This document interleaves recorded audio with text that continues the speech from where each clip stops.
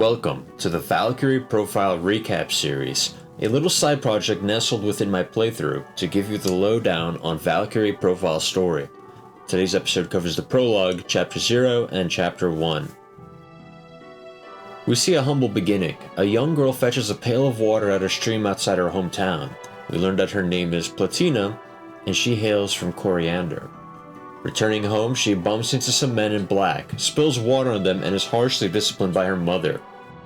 Later that night, Lucian appears at her windowsill, warning her that her parents have sold her into slavery, just as his parents did to his sister.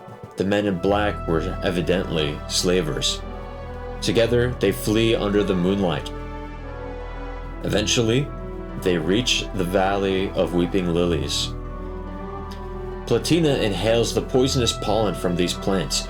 As she succumbs to its effects, she thanks Lucian for being with her, but regretfully wishes that she could forget all her awful memories and be reborn, seemingly from a less than loving household. Platina's final breath passes her lips, and Lucian cries out in pain. We see a woman in a wedding dress standing before the altar in an opulent cathedral. We cut to the same woman in a meadow of weeping lilies, commenting on her feelings of nostalgia for the wedding. Or is it the lilies? This woman is our Valkyrie, Lenneth. She is in Asgard. After bumping into Frey and passing through the gates, she enters Odin's chamber, where he sits on his throne. Odin names Lenneth the greatest of the three goddesses that govern destiny, and gives her an important task. The Vanir, forces of darkness, have begun stirring, and the Aesir must prepare for the coming battle, Ragnarok. To this end, Lenneth must head to Midgard, the realm of man, to recruit capable heroes to fight for the Aesir. Lenneth will find these capable souls via spiritual concentration and at the moment of their deaths. Before departing, Freya, who will temporarily accompany Lenneth, asks if Midgard is familiar. Lenneth says no. We jump to chaos in the Artolian woods. Arngrim, a capable mercenary fighter, throws down the gauntlet against a harpy and dispatches it swiftly. He returns home to his brother Roland, an artist with a frail body whom Arngrim helps provide for. He sets down a bag of money and a broken statue. They share him back and forth on the value of art, Roland accusing Arngrim of being content with what he has, that he lacks a striving spirit. We now move to a vengeful Jalanda, who has lost her temper at a boorish mercenary. Her retainer, Lombard, assures her that he will take care of it. The boorish mercenary in question is of course Arngrim, who earlier received a statue and cash prize as a reward for slaying the most barbarians. Arngrim is slighted by the gesture and destroys the statue in front of the Artolian king who gave it to him, thinking to himself that mercenaries and barbarians are no different. After publicly disrespecting the king, he storms out of the Grand Hall unopposed. We can see why Jalanda is upset, proclaiming that 10,000 deaths are not enough for the likes of Arngrim. She hatches a plan for revenge. Donning a disguise, she approaches Arngrim with a job offer, suggesting that they discuss it over food. After passing out from screaming at the restaurant manager, Arngrim takes her home and lets her rest in his bed. While asleep, her disguise slips, and the brothers recognize the princess. When she awakens, Arngrim feigns ignorance. Jalanda takes her leave, postponing the job. Arngrim acknowledges that any daughter would be furious if her sire was made a fool of. A suspicious-looking agent recruits Arngrim and another mercenary, Badrak, to move some cargo to Vilnor. After a few days on the road, they are accosted by Artolian knights. They flee, but not before realizing that the cargo is in fact an unconscious Jalanda. Meanwhile, the captain of the knights administered ghoul powder to her under false pretenses, thinking it was medicine. This transforms her into a horrific ghoul, and Arngrim comes to put her out of her misery. Badrak flees. At this moment, Lenneth and Freya appear, helping Arngrim dispatch what was once the young princess.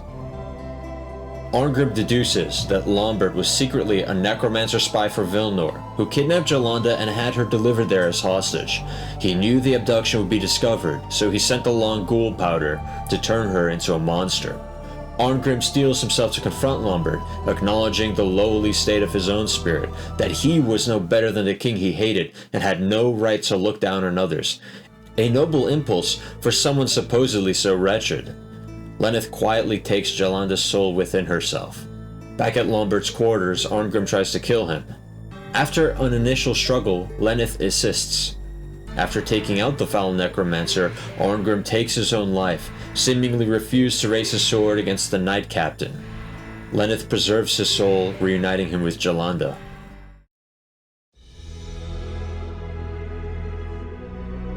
Chapter 1 begins. Lenneth recruits our first heroes, but not before dispatching an elder vampire dwelling in the Artolian mountain ruins. At this time, Freya announces that she must return to Asgard to begin preparations for Ragnarok. Lenneth's spiritual concentration leads her to Lasson, a merchant town in the Garabellum region with a thriving slave trade. Here we meet Belinus.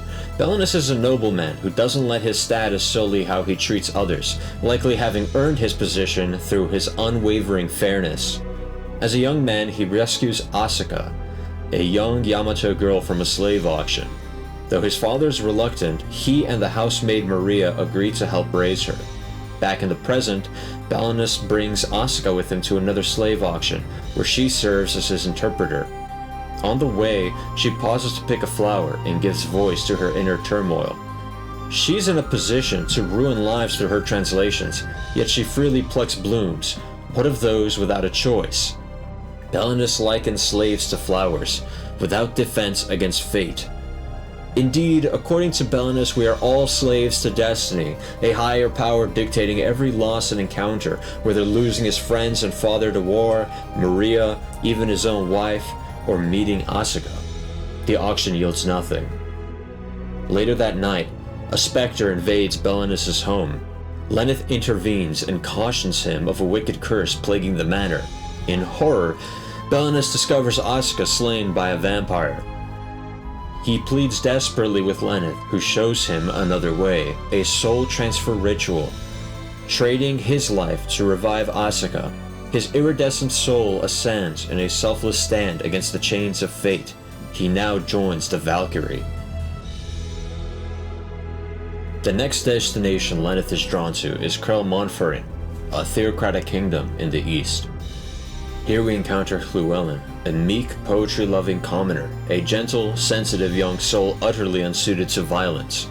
When his kingdom declares war, he is ruthlessly drafted into battle, wrenching him from the life he cherishes and into one he hates.